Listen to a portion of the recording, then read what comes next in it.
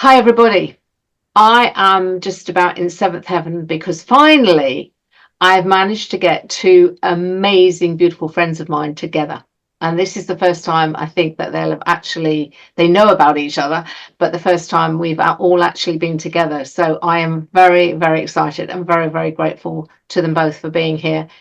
Um, we are going to riff on all sorts of subjects, but first of all, let me introduce. I have Catriona Macdonald from Wales, who is an old friend of mine. We've known each other many years, and I'm blessed that she lives just down the road, basically. So, yay! Very lucky in that. And then we have the most amazing Stewart from Texas, who I had the absolute joy of meeting in person at the first Journey On Summit in 2022. And I'd heard Shay's podcast with Warwick when it first came out, and it was like, I need to know this person. I need to know her, and I need to meet her, and the universe provided. So Shay and I have talked on many occasions and got together about different things and had a little podcast of our own, a little webinar of our own. So I am so excited for this to happen, and I'm very, very grateful for these two beautiful ladies to be here. For those that don't know, my name is Kathy Price. I live in Wales. My work I call Point of Balance. And in a nutshell, I believe we're all energy and that every system wants to come to a place of balance. And it's not a particular spot. It's about balancing every single millisecond, basically. And I feel my job is to facilitate the system to be able to do that. And I also, part of my work is about facilitating people to live their best life, find their purpose, find their passion. And for me, that's all part of healing. So that's who I am. And now I'm going to pass over to my wonderful friend. So Catriona, Cat, would you like to introduce yourself? Oh, thank you. Yeah, I'm so excited to be here. I remember you said a little while ago, it was probably a few months ago, oh, I'm so excited to get you and Shay together. And I can't remember if it was Kathy or Shay said, yeah, in the woods somewhere. Probably Shay, yes. Yeah, so that's for up ahead. This is the introductory something as far as Get together. yeah. This is the first step towards that. So yeah, my name is Catriona Macdonald. All my friends call me Cat. I'm a healer and an animal communicator with working with people and animals and buildings and sometimes land. My work is about bringing people and the more than human life around us on this beautiful planet into right relationship. And I also co-created and run the Imaginal Horse Circles, which is another aspect of my work, which is about reimagining a different way forwards, kind of imagining what our future could be here on this earth with all these other more than humans around us and with the land. And so we do that guided by the wisdom of horse. So it's about a process of practices of recovering our natural creative and imaginal capacity to imagine what that future could be like. And then the horses expanding that for us and then bringing their wisdom and their guidance and their understanding that they just carry as beings that naturally live in herds and live in the flow of life, showing us what those steps might look like. So yeah, we go and take questions and inquiries to the horses, both in physical form and the horses in the spirit world, to ask for their wisdom and teaching and guidance on how what we're imagining might be possible and how we make it so with our beloveds and our communities. So that's basically my work. Beautiful. Shay, my lovely Shay. That was so beautiful, Kat. I'm so excited to be here. Thank you, Kathy, for organizing this on this interesting day of the eclipse. My name is Shay Stewart, and I basically am a biodynamic craniosacral practitioner for horses and humans. And I also do some distance work, and the biodynamic focuses on the health in the system. And so my journey has been to help facilitate other beings to get more in touch with their own health, their own healing, and which I believe makes the whole world a better place when we are lifted in that vibration. And that's it. I don't know what else to say. I think that's quite beautiful. Thank you. I mean, it's just so beautiful sitting here listening to you two, and the for me, the power of your work and the depth of your work. And obviously I know you both and I know where your work goes, but this is why I wanted to get you two together in particular. And I'm quite happy to sit on the outside and go, okay, I'm just going to let these two riff, because I think this is going to be a magical conversation.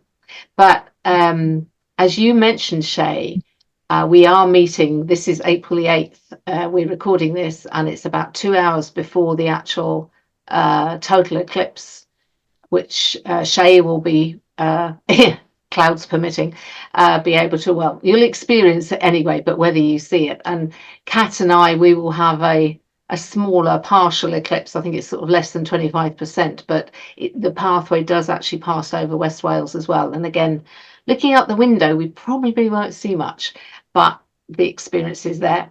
So maybe it's a good start off topic to introduce how we all are experiencing this and how we see it. Now, without putting myself down here, I think you two might have a bit more depth on this subject than me. For me, looking at the world of astrology to begin with, I mean, I grew up, was trained as a scientist, and that's my mindset was scientific until about 21 years ago, when the horse took me to a horse clinic and everything changed literally overnight. And it's been a slow realization for me how the different planets do actually affect us, and how everything, where everything is, and the energy of everything and what changes can affect us. And in particular, having worked with Denise Elizabeth Byron, who's the most amazing astrologer, when I gave her my birth date, birth time, and place of birth, she read me like a book. She'd never met me before in my life, and this was over Zoom. And that's when the penny really dropped, that, okay, what goes on in the celestial bodies has an effect on us. And then it made absolute sense, even from a scientific point of view, in that we know that all of the bodies have an effect, a pull. There's a gravitational pull and a change in the energy because of them. So here we are in this solar day of a solar eclipse, and again, that's about cycles and how people could predict when the next solar eclipse could be, and what happens in the lead up, how we feel, what's happening to the energy around us as it happens. And I will just mention a book that I read quite a while ago, Fractal Time by Greg Braden, and in that he talks about the precession of the planet Earth, in that it's a 25,000 year cycle, and that if you break that down into the half cycle and the quarter cycle, big changes seem to happen. So if we're looking 5,000 years ago, 11,000 years ago, or 12,000 years ago, civilizations fell and were created, and how the 21st of December or 2012 was the point of change. That was the actual moment of change. And we talk about going into the age of Aquarius, and this is what this is about, this procession, this movement of the earth. So I have very surface knowledge on this, and so I am so happy to pass over to these two beautiful ladies, because I know we're going to learn some wonderful things here. So Kat, maybe we'd like to start. Oh. Oh. Yeah, no pressure. Yeah. I mean, it's interesting, isn't it? This being part of a whole, we can get so in our own lives and the cycles of our own lives on sort of human time, and then there's this whole cosmology of, you know, the kind of life cycles of the planets. And I've been studying something sort of towards the end of last year and into the beginning of this year, which is it's a astrology channeled and brought through. It's been worked on for, I think, about 3 decades by 2 women in Hungary called the Stellar Nations, which adds a whole new dimension to our understanding of the planets.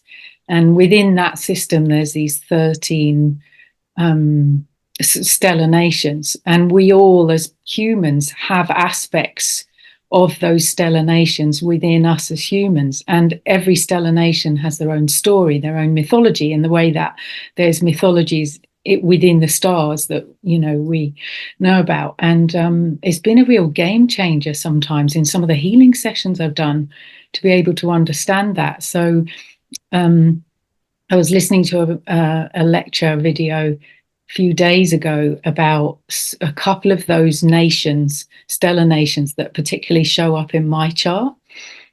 And one of them is basically about singing the song of love and how that is the ground substance of life on the earth. And then this other nation that they're very close to. And the reason I'm mentioning, there's other ones as well, but these two are right in my astrological chart. So when, you know, Denise Elizabeth Byron does your chart, that what we would usually associate as your natal astrology chart, I've got stars from these, as we all have, but these two in particular. And the other one is a whale nation in their light bodies, and what they're doing is singing the song of all of life all the time within their song. So their song in the ocean is contact calls and mating calls and, oh, there's good food over here, I don't know. But they're also singing this, and they sense when the electromagnetics of the web of life gets broken, and they sing it back into wholeness. So yeah, I think my understanding of this moment in relation to that, in relation to all of these different cycles of the planet Earth and the sun and all the other planets and different celestial bodies and all these different other celestial beings and us as humans, is that they're all kind of woven together, all these different stories woven together, like that kind of web of life that we're part of here on the earth. And that this moment is a kind of portal. It's a kind of, you were talking before we came on air about how your computer decided to do something it doesn't normally do that wasn't very helpful when you want to be on Zoom with 2 other people. And it was a kind of like switch off and reboot. And I thought, oh, that's interesting. Your computer's just done. This, you know, my understanding of this solar eclipse is that it's a kind of switch down and reboot. And it opens a portal, and it allows us and all these different other beings, whether they're physical beings that we understand here on the earth, or they're part of the bigger cycles of the planet and this earth and the sun, to release old patterns and to release old ways of being. And you talked about the Aquarian age, you know, like Pluto's now moved into Aquarius and out of Capricorn, at least for the next few months. And then, so there's a releasing, and then within that portal and that reboot, there's a possibility for something new to come through as well. And yeah, so that's, you know, that's kind of my understanding. And this morning, when I get up in the morning, I always kind of speak to the directions. So the 4 directions and the cardinal directions, and then the sky and the sky beings and the earth, and kind of greet them. And I felt like the sun was saying, please, will you hold the possibility of light emerging even more strongly? can you hold the possibility of the sun in that switch down blackout moment to reboot, to be able to reboot and kind of really kind of, I don't know, come back with even more light. So kind of holding that as an intention and a possibility. So yeah, that's, I guess, what's you are. for me about the eclipse right now and this moment. No, that is so cool. Gosh, there's so much there. But yeah, Shay, my lovely, where are you feeling it? Well, I feel like I know just a surface level of astrology, and but what I've learned and what I've felt, and just as a disclosure, I'm sitting on a ball in case it look like I'm floating or bouncing around. It's because I'm sitting on a ball. Like I'm. You spoiled the illusion. We thought you were hovering. You were levitating. I'm not levitating. I'm just bouncing around here.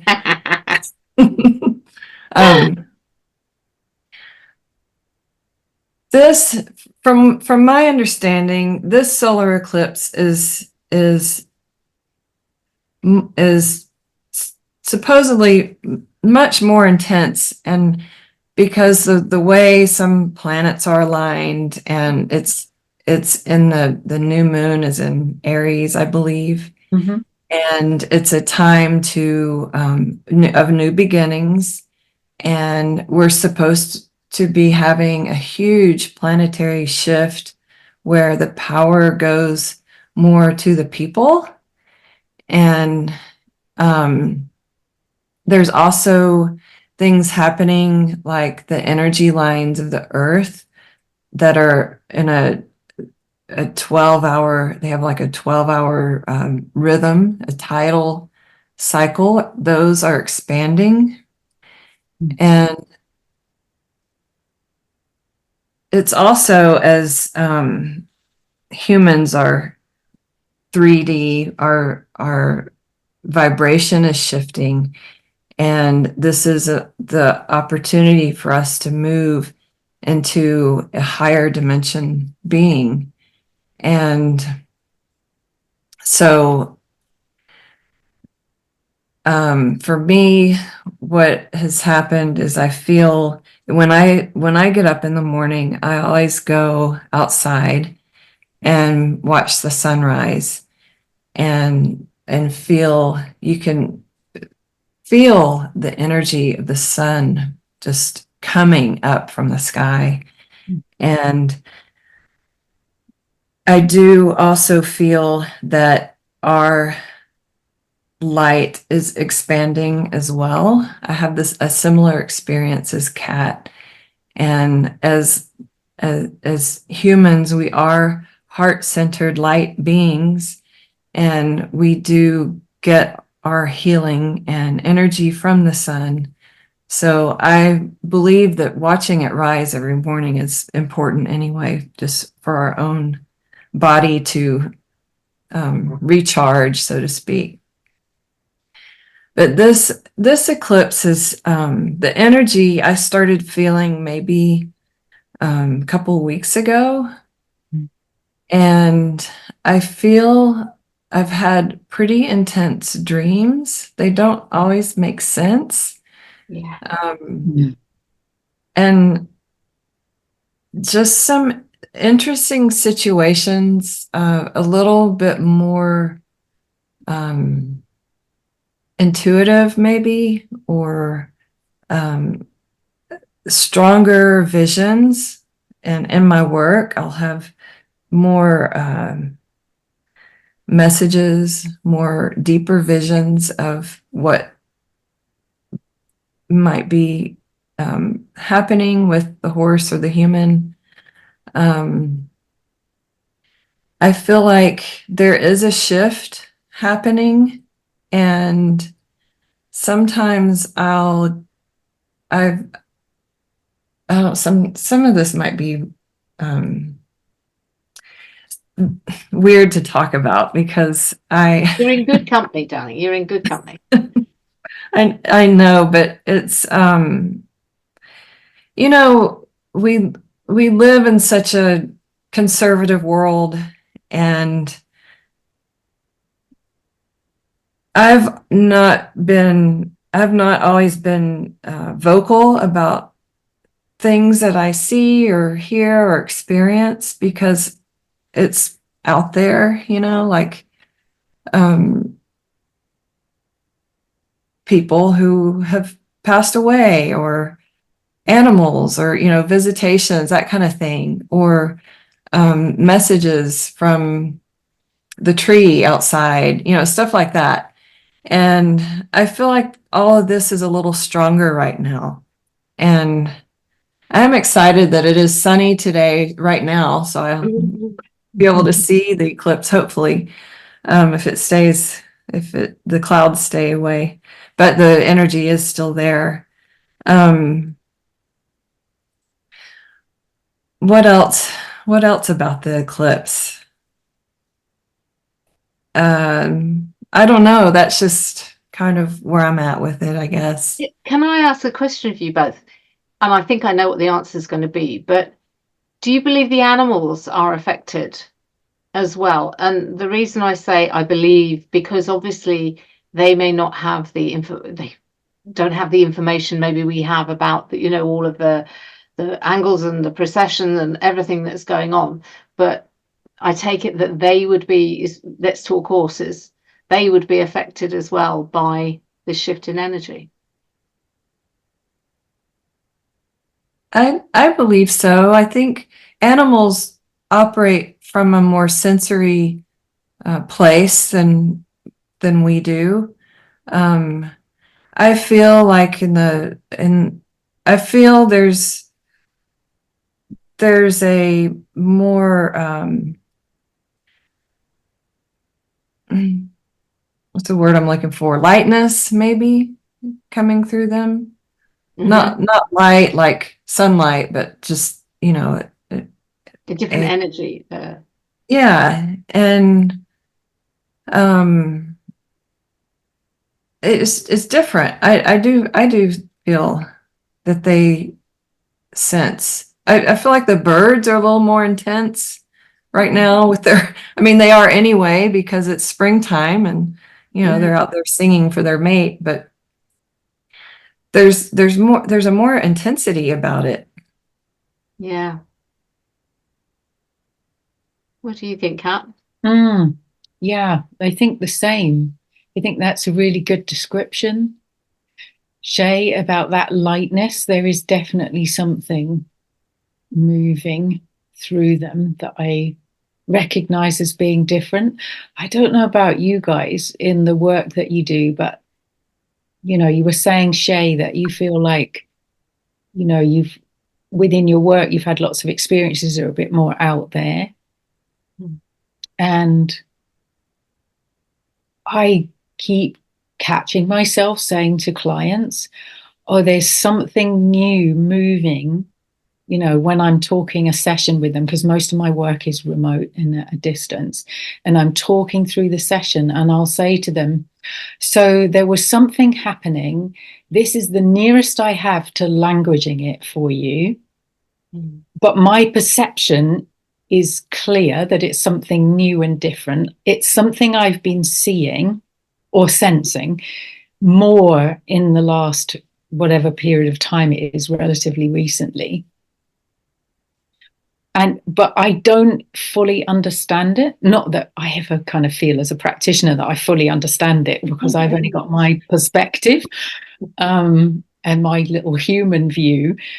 But I kind of feel like I don't even have any kind of explanation. But I say to people, I'm sure that in 2 years, 5 years, maybe 10 years, I'm going to look back and be able to say much more or share much more of my understanding about this phenomenon, whatever it is that I'm perceiving in the session. But right now, I don't know, because it feels like there's so regularly, there's things arising that are different, that I haven't seen before, you know.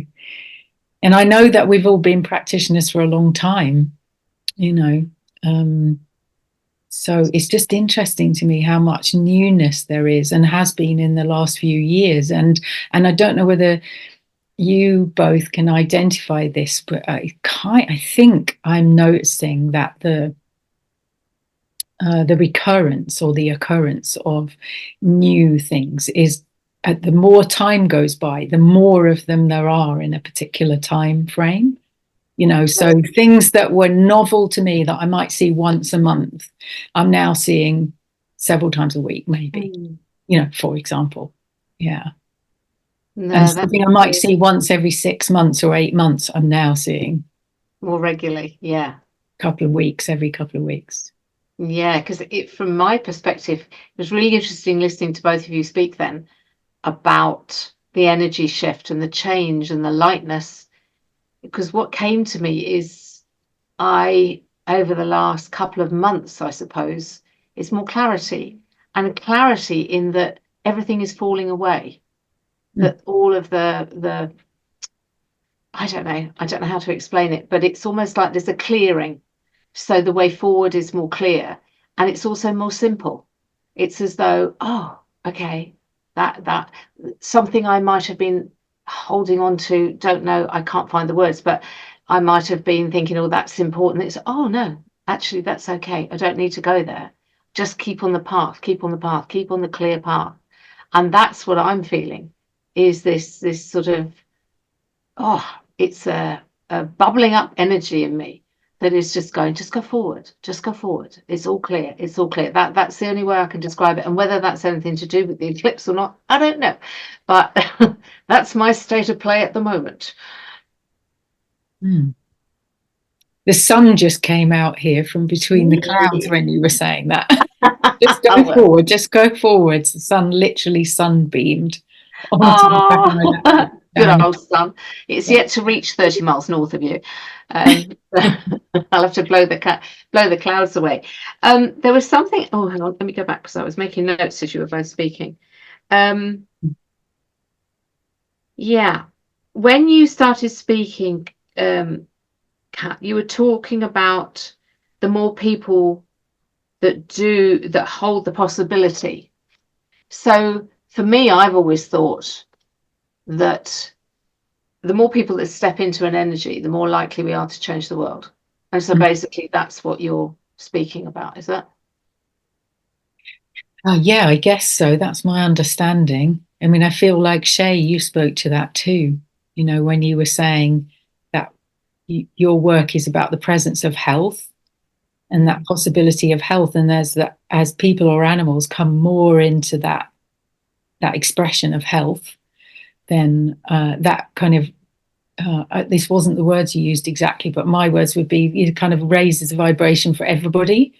And so I guess I feel like it's an energy signature, you know, we're putting an energy signature into the world by what we're emitting. And, you know, whatever it is that we're emitting. So there's this constant choice about what am I choosing to offer into the world as an energy signature. Yeah.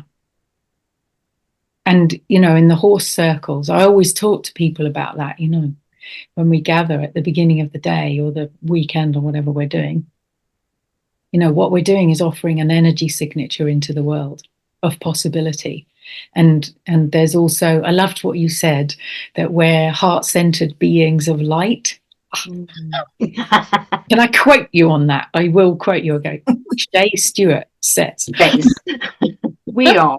We are. So, you know, the work with the horses is very heart-centered and heart connecting with the other, you know, people there and with the horses and with the other kinds of life that we encounter. And so I feel like, because the heart emits such a powerful electromagnetic field, that when we emit as these heart-centered light beings, when we are emitting that energy signature into this electromagnetic field that our heart's emitting, it's so powerful. that's what we're sending out into the world, you know, as a gift to all of life. So it felt like that's what was being asked this morning, you know, of me and anyone else who happens to want to respond to that. Not just, you know, it's not like, oh, if you listen to this recording in a week's time or a 6 months' time or a year's time, it doesn't matter, you know, because it's still a powerful thing to do, to kind of go, oh, okay, what energy signature am I putting out into the world?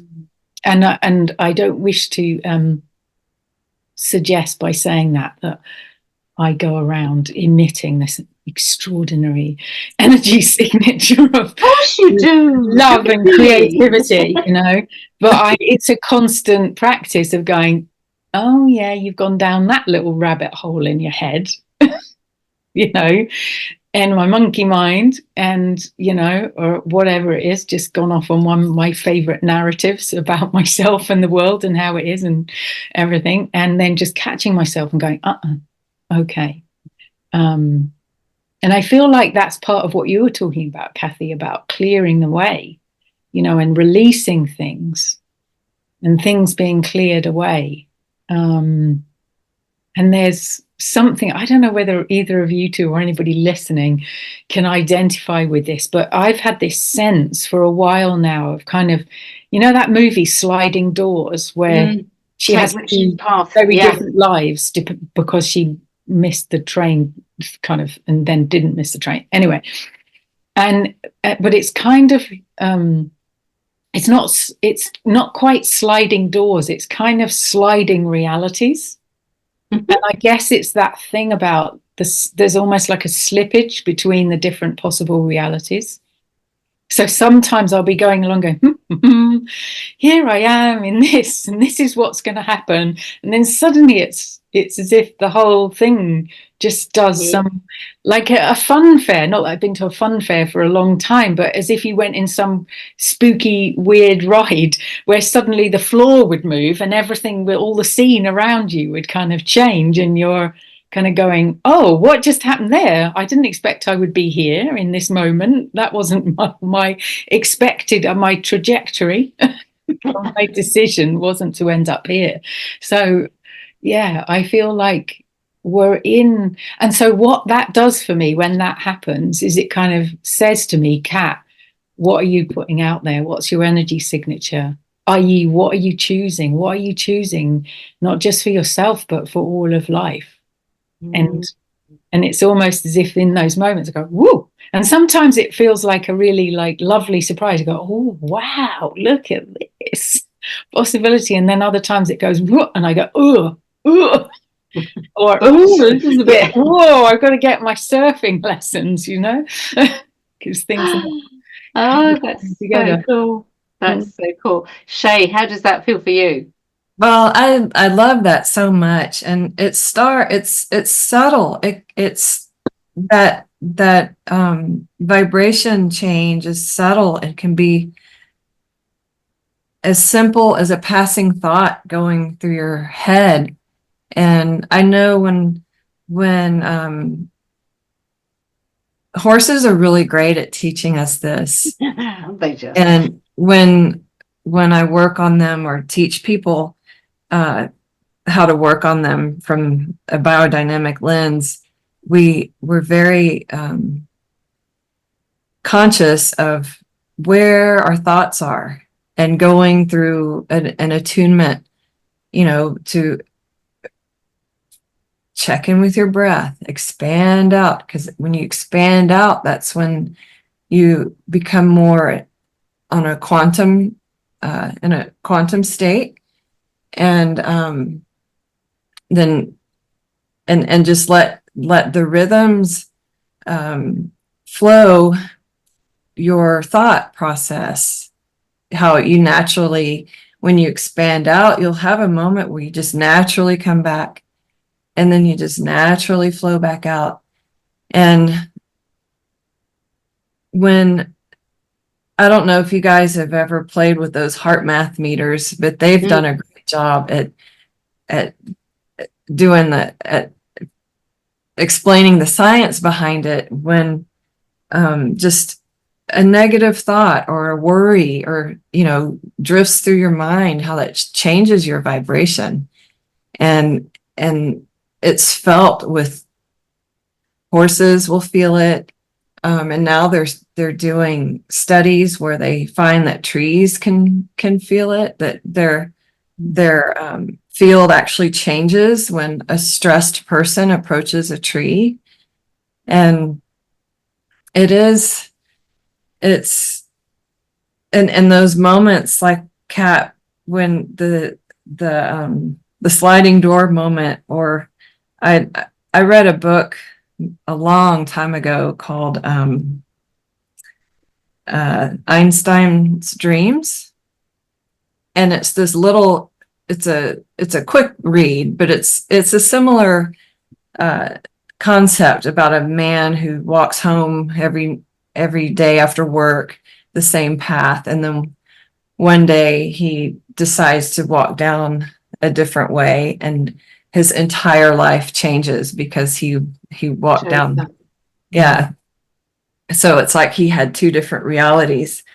Are those, it's like those moments when I have a question about something, or doing distance work is interesting because it's so much more intense, and it's so quick. It's fast, and it's faster than the speed of light, and it's very intense. And I've had moments where I've had visions of things. Like, I'll give an example. This person I was working on, I had a vision of the cells. I think I might have told Kathy this. I can't remember, but I had a vision of the cells in this person, and there was a lot of space in between the cells. And I was like, well, I have no idea what that means. You get these things and you don't know what it means. And it's not even up to us to understand what it means. It doesn't matter. But I was curious. And so I thought about it for a while. And the very next morning, I was scrolling through podcasts to listen to before I drove somewhere. And I chose one. And would you know, the very first thing he started talking about was the space between the cells, and how that happens when we have unresolved trauma. There's a vacuum. So it's like that kind of like that sliding door moment where it's like, oh wow, okay, the universe is here. We're part of it. We're all connected. We're all whole. We're all one. It's not even everything's connected. It's everything is one. Everything is whole. And we're just all part of this.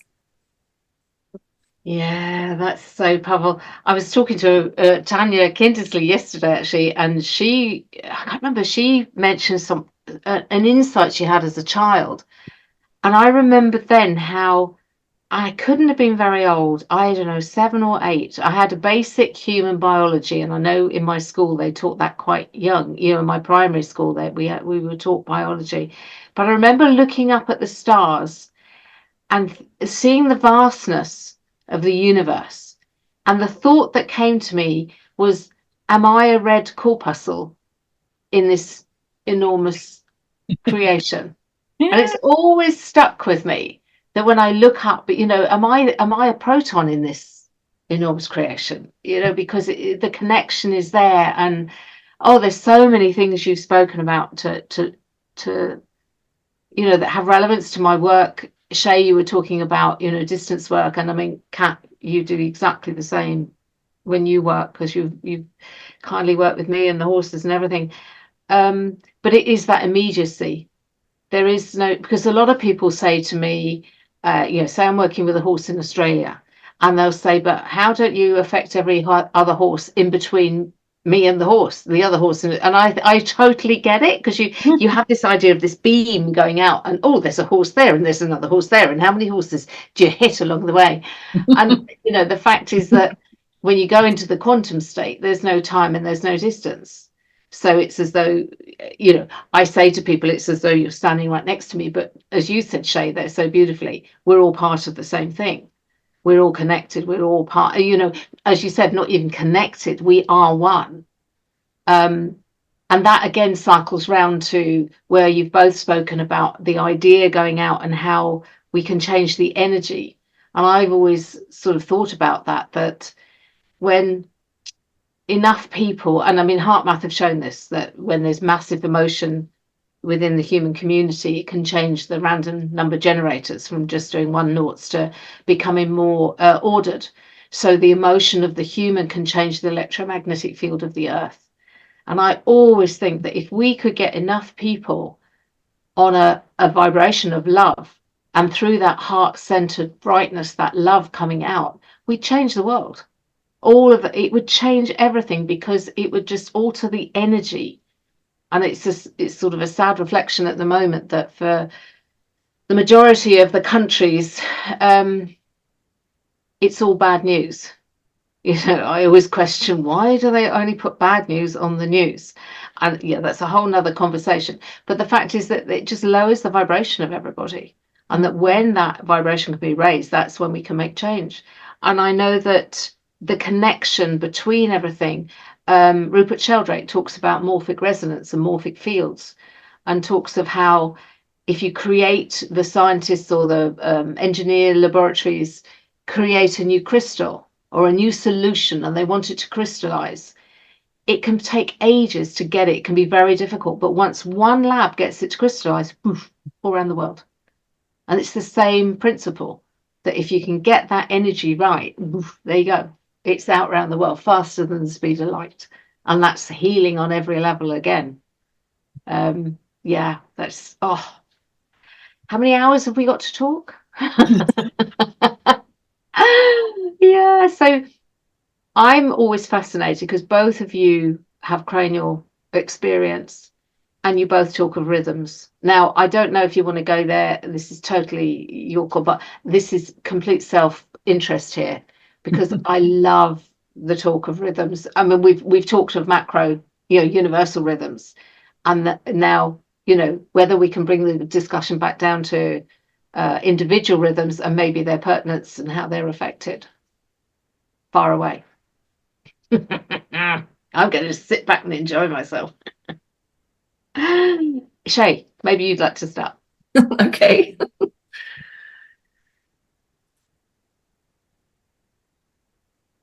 Well, and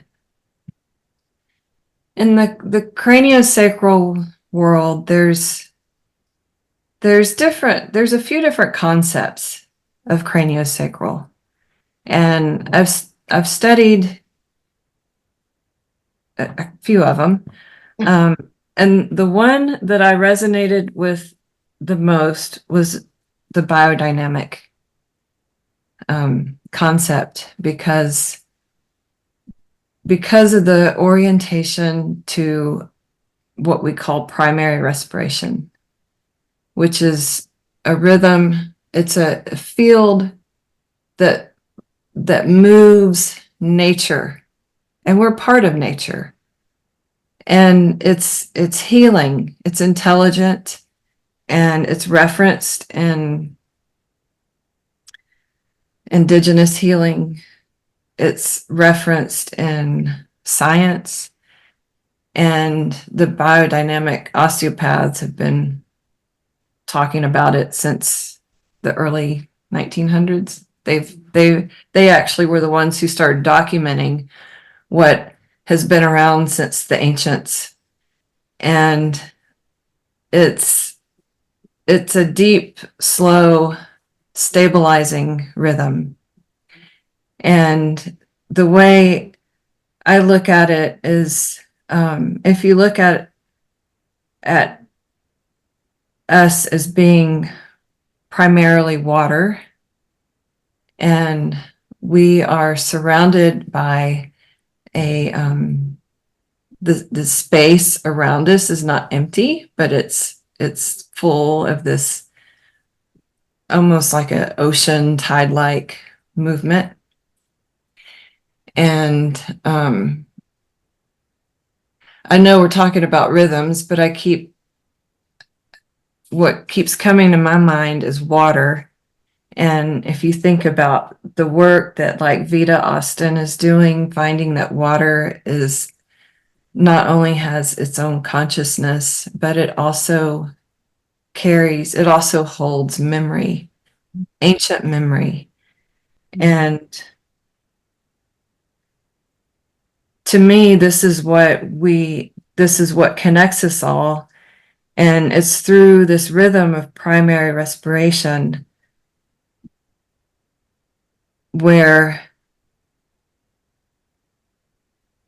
what I'd like to tune into, and in the cranial world, we just sit back and let the innate health of the person come forth through this motion of primary respiration.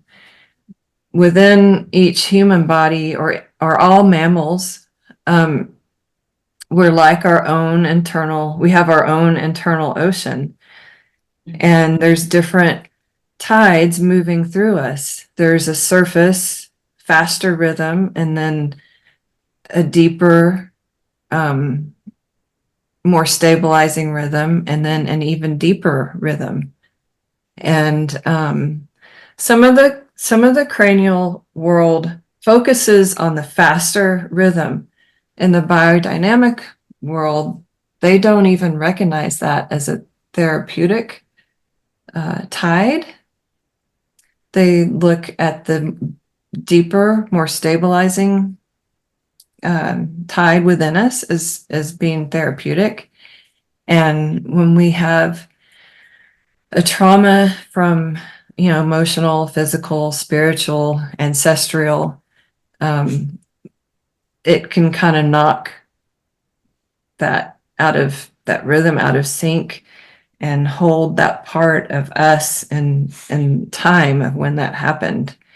That's why we focus on being present, because that brings presence, recognizes presence. So the tissues in the body will recognize the present moment and come back to that and realize it doesn't need to be stuck in the past.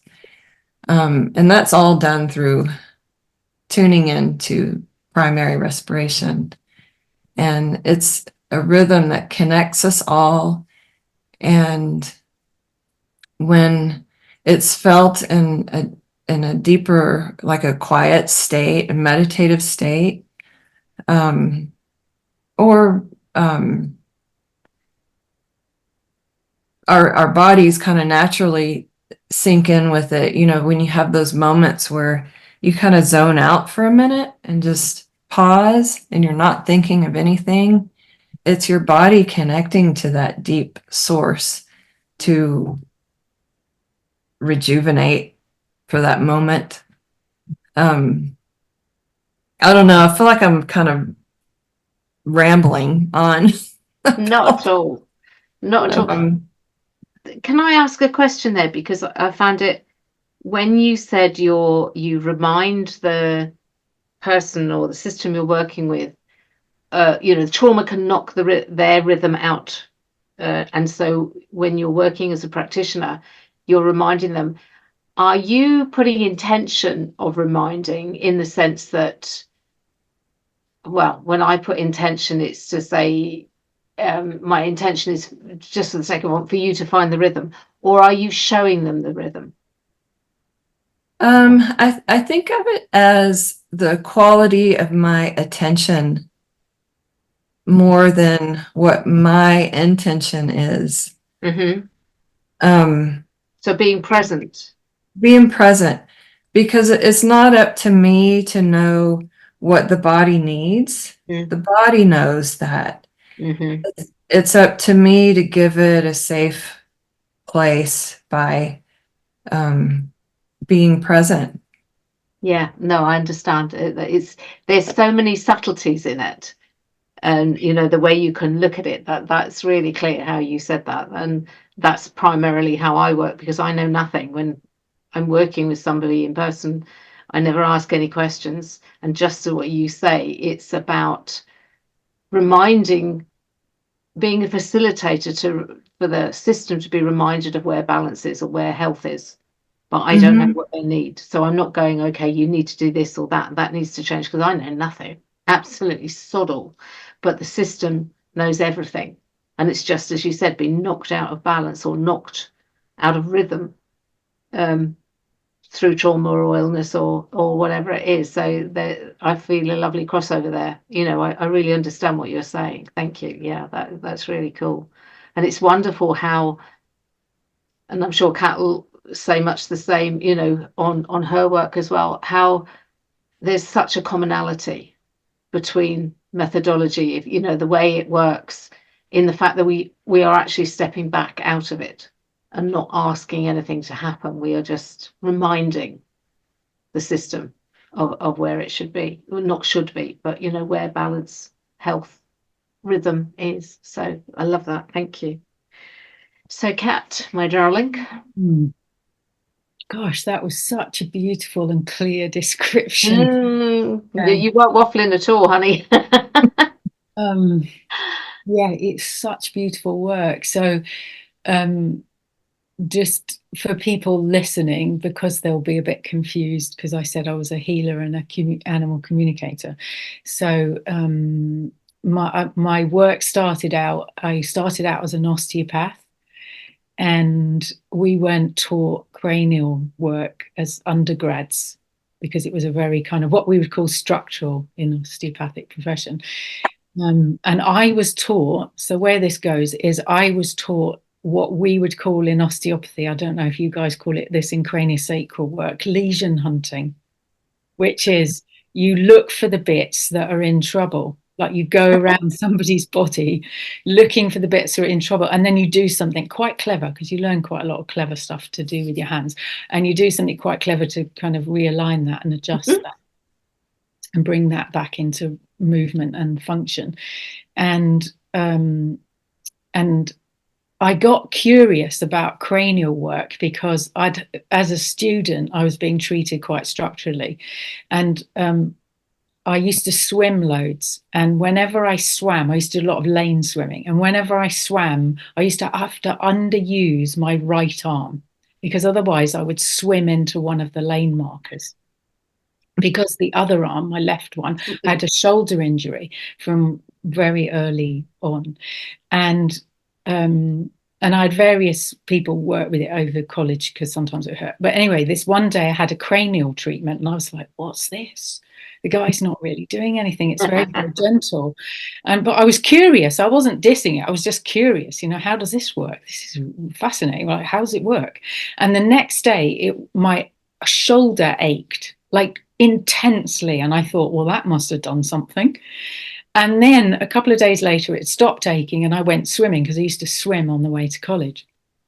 And I was swimming, and I kept swimming into the lane marker, because what I had done in all those years of swimming into the lane marker to my left was learn to underuse my right arm, which was the one that wasn't injured. And what I was actually doing, I didn't clock it at first. I was actually swimming into the other lane marker, because now my left arm worked properly. So I'd trained myself to underuse my right arm. So I was very curious. And then when I qualified, I worked for somebody that had been working for about 15 years. And if it was a straightforward case, I kind of knew what to do. I could find the lesions, lesion hunt, fix and then that would be fine. The person would feel better. But anything long-standing, complex, reoccurring, I was a bit lost. And I just wanted to get to where this person I was working for was a bit more in terms of working out how to help people. And so I went off and started learning cranial work, and it was very structural. So again, it was lesion hunting. And it was when I came across the biodynamic work, I went, oh, this is it. And it kind of and because for me it was this process of presence, as you have said, Shea, presence recognizes presence. That's just such a beautiful thing. Beautiful. Yeah, that's written down. Yeah, presence recognizes presence. And when I was taught, it was, you're supposed to be afferent, not efferent, which is a way of saying you're supposed to be listening and not imposing what you think the system needs, or the person or the animal needs, or what's needed in this moment. And you just listen with that quality of presence, and then watching or getting to witness. It's such an extraordinary privilege, getting to witness the emergence of the remembering of health, and then the body moving with that primary respiration in those different rhythms. And it's just this extraordinary process. And for me, it kind of loops back to what you shared earlier, Shea, about, you were treating someone and you went, what are all these spaces? They're not meant to be, what? This doesn't fit with my anatomical and physiological understanding and that training. So again, that's like the listening, because it's really easy in our work to kind of impose the anatomy that you think is there on the person or the animal you're treating, and instead of like just being in that presence. And then of course you've got a question about what is that, what was I perceiving there? That doesn't make any sense. So you send the question out into this kind of, the intelligence that's just there in the world, like this whole beingness that we're just a part of. And the next day, the cosmos, like life, just goes, well, here's a podcast about it, Shea. And connects you with someone who's got that particular piece of understanding of this extraordinary being that we're part of and living as part of. And so for me, there's all these different rhythms that express all those different kinds of being, and different kinds of being in each moment. And so I feel like, I was taught those superficial, faster rhythms. When I was taught the biodynamic work, it was just wait for the first neutral, because anything before that is you, or the fact that you're beginning the interaction with the person or the animal that you're treating. You've created that, or the system's just balancing to the point where some deeper therapeutic process can emerge, like a deeper expression of health and well-being.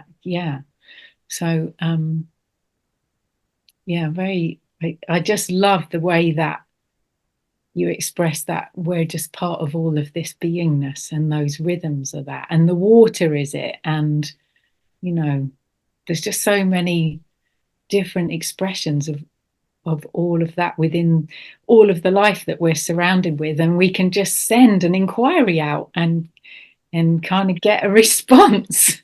Yeah, that is so cool. I had to, and I can never remember if I say the word right, but when you were talking about water, it has been shown to have 72, is it anomalous properties that it shouldn't have for the but 72 have been noted so far.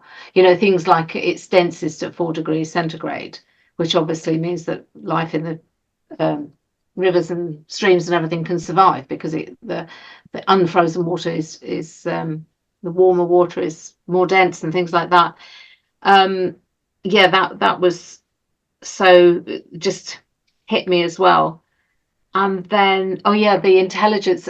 I love the way you said that, Shea, that you saw the spaces and you're going, what are they? What are the spaces? And then next morning, Kel surprise, there's the podcast with the answer. And and as you said then, Cat, the intelligence. And for me, that's what it's all about, because from the way I sort of see it just personally, is that we are all energy. The field is energy, and energy is information. So when we put that query into the field, the information comes out. We put that, that all of the information that we'd ever need is there. And I also believe, and one of my favorite sayings, which I think probably you've, excuse me, both heard me say many times, is Nassim Haramein, we are the universe informing itself from a relative viewpoint. So where we say, you were saying that we are part of the whole, WHOLE, not the whole. It's about, we all, it's, you could say we all, our job here is to experience as a human being, as a what's the word I'm trying to, matter, and with emotion and all of those things, and we feed back into the field what we experience. And I have, on several occasions, I've worked with people who've come through quite traumatic times, and they've come out the other side, you know, before they've seen me. And I've said to them, do you realize what you've done? You have put that information of how you've transformed, how you've moved into the field, and the next person is there to pick it up. You've informed the field. And the change on people's faces sometimes is amazing, because they suddenly go, oh my God. You know, it's almost like there was a reason, or I went through that, but I've given something, you know, there's been a reason behind it. There's something good come out of it, however you want to sort of say it. But I truly believe that. I believe we're here to add to the universe's information. And yet all the information that we need, like you were saying there, why are these vacuums between the cells? Poof. It can come to us in that respect. And that's about the openness and the clarity and the lack of neediness to know. It's not about, oh God, I gotta know this. It's like a gentle inquiry. What is that about? And poof, there it appears. And that, I'm sure you both experienced it. I know I have. That books open on certain pages. You know, you're standing in a bookshop and, oh, okay, there we are. I've just found my answer. Thank you. And I don't even need to buy the book. So it's, yeah, I just find that beautiful. I really do. I love how you said gentle inquiry. I think that's important, because we humans, we get so intense and narrow focused on things, and we want, you know, we want to fix something, or we want to get the answer, and we just get tunnel vision. And I think the answer is through a gentle inquiry, or just a restful state or expansion. That's when it's not a mental exercise. It's, you know, it comes through and our senses. It was just my senses telling me, you know, scrolling through however many, a dozen, you know, how you have podcasts. Oh, I'll just do that one. That was your sensory. It wasn't. Yeah, absolutely. And I think that's such a thing we've stepped away from. I believe it's innate. It's in everybody. It's been there for eons, since creation, you know, of the human being, because it's how we survived, to be able to sense all these different things. How did we know which plants to eat? How did we know anything? It's that sensory connection between, and we are part of the whole, but we understand that that is the way to go. And as you said, that's the stillness and the expansion, and the not lack of neediness and lack of, I want this now. You know, it's got to be now, because that just blocks it straight away. As far as I'm concerned, it's much more, you know, no tension, as I go in my little saying. Well, it's not my saying, it's one I learned: intention, attention, no tension. And the no tension is the most important part, because you just put it out there and you leave it to the universe, because there's no way you could have worked out that was the podcast that was going to be the one that gave you the answer. You stood back, and there it became. So I love it. Yeah, no, those moments that are in life constantly, if we just have to learn how to pay attention. Yeah. Yes. Yeah. And that's presence, isn't it? What you were saying before. No, this is wonderful. I'm mindful of the time, especially for Shea, because the eclipse is coming up to you quietly, and we want you to be able to enjoy it to the full. So have either of you got anything else you'd like to add on any of the subject, or anything you just wish to share as a closing thought?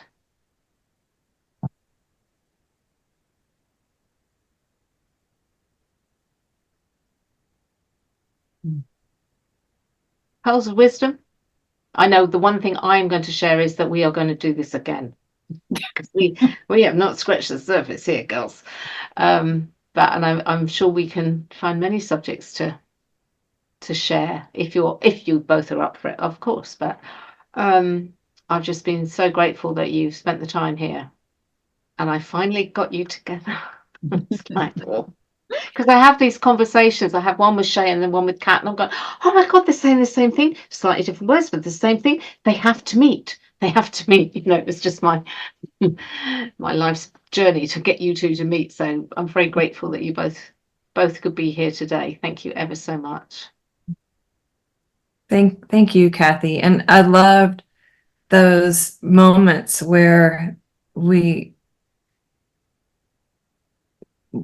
when we were talking about your horse, and then the next day you were like, oh my gosh, Kat said the same thing. And for me, it was so validating. I was like, oh, maybe I did really see something, Well, and this is again what I feel is the universe at work.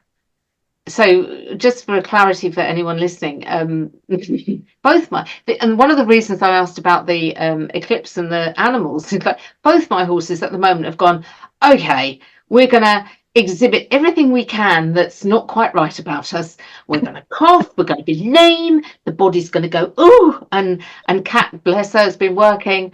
But I independently asked both Shay and Cat to do a distance, if you like, reading on them. Is there anything you can pick up? And completely open to whatever it was. And they basically both came up with exactly the same thing, which was right hind leg and the system is all stuffy, putting it very basically. So Shay had given me that information. Kat did it the next day. I then told Shay, and Shay was like, oh my God, yes, that's exactly it. And again, it's so beautiful, because if it gave you that verification, that little oomph of, okay, yeah, I'm on the right path, that's what it's all about. That's what it's all about. Yeah, and for me, this, getting together like this and being able to share our experiences and just then be able, hopefully, to share this conversation with people out there listening it's kind of perhaps a validation for other people's experience, for something that's just like a little tender shoot or something new or something just on the edge of perception. And so perhaps this is a validation for something somebody else has been aware of. And for me, this is when we come together like this, and it's the three of us in three different locations, two in one country and one, a few thousand miles across an enormous ocean. And it's about kind of coming together as community. And then everyone listening, you are all part of this community as well. And just kind of we're all these beings, heart-centered beings of light, just kind of connected in community like that. And so I don't know, I know it maybe sounds a bit fluffy, but I just really feel like that. And something that the horses in the horse circles have been sharing is about this sort of grid of light, and we're all little individual beings in this grid emitting light, which we emit light out to all the other kinds of being. And then there might be groups of people doing things that know each other, and they might be dancing or making things or doing healing work or meditating together or singing together or anything, going for a run together, whatever it is. And they're creating these, that sharing that light and sharing that network. So I've just really feel very happy to have been part of this with you two and part of it with everyone out there that's listening in. This feels like, something you said, Kathy, at the beginning about, if we can keep emitting that energy signature out into the world and into being, and coming back to presence. And when I'm losing presence, somebody else out there's got it. And then, like you said, with the clients that have been through really difficult times and they come through something, and you said, well, you've come through it and it wasn't just this awful experience for you that was so difficult and painful. You've now put the energy signature out into the world of, this is how you get through this. And so I feel like when I lose presence, there's presence out there, and I can kind of remember and reach into those threads in that being, like the connection of the podcast Shea with Shea, and I can reach into it and touch it and hold it and go, okay, let it help me find presence again. And then I go, oh, okay, right, I've got it again, because I just feel like these are such extraordinary times, with things changing and so much. And yeah. Well, I think that is a beautiful place to finish. I really do. That lovely positive affirmation, and also methodology, if you like. If you lose presence, it's there. Just open yourself up and you will find it. Just as Shea found the podcast, and we've all found different things. That's a beautiful place to finish. And it might be the place to start the next conversation, because I fully intend this is not going to be the only one. Okay? It's my evil plan. So everybody out there, thank you so much for joining us. We hope you've enjoyed this. We certainly have. And we look forward to doing another one very soon. Okay. Have a great day. Bye. Bye-bye. Bye.